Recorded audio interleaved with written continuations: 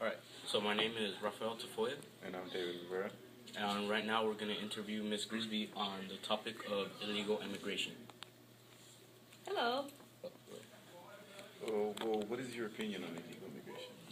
I really believe that illegal immigration is wrong. I think that if you're going to enter the country, you should do it properly. You should fill out all the proper paperwork and have it approved to come in. And the reason I feel this way is because when people come over illegally, we don't know if they're criminals. We don't know what their background is. Additionally, we're finding that certain diseases that were virtually wiped out in the United States, such as tuberculosis, is on the rise again. And it's because people are coming into our country who have not been had their vaccinations for these diseases, so they're putting other people at risk. Okay. Additionally, when we have more people here than we can accommodate,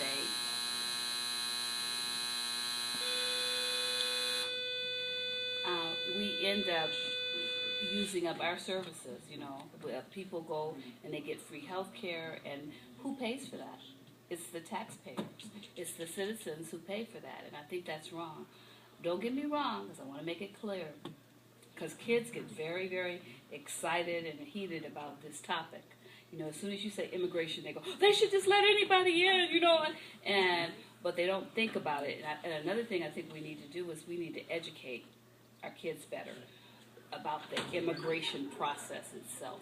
What is it like?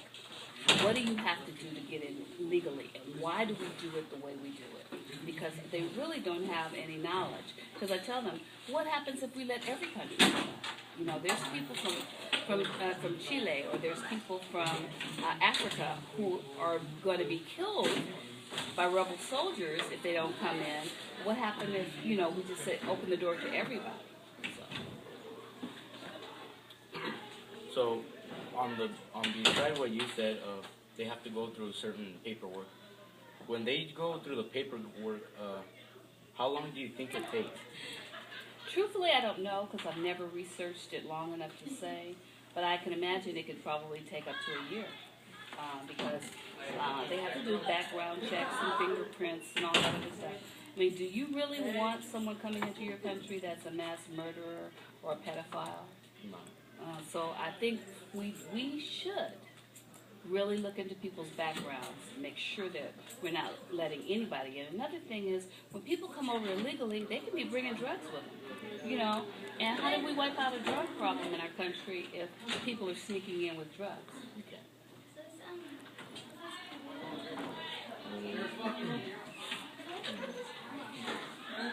Hello.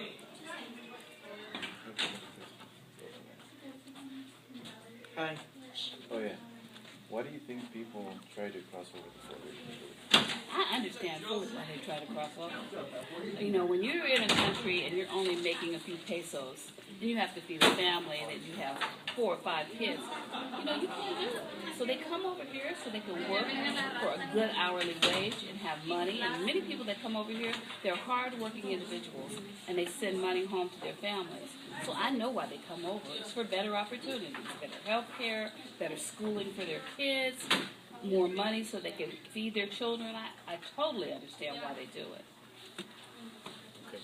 So what happens if, let's say, the economy in Mexico is like more better than the one in the United States? Will they still come over to the United States, or will they stay there? I think if the economy and things in Mexico improved, I don't think as many people would come here. I really don't. I think that they would probably stay in their own country. But I think as long as things are the way they are, and that people are being killed by people like El Chapo, and, some people think he's a hero, some people think he's a villain. Of course, he's been caught now, but nonetheless, I think that as long as people are not making money, they're going to come here. And you can't blame them.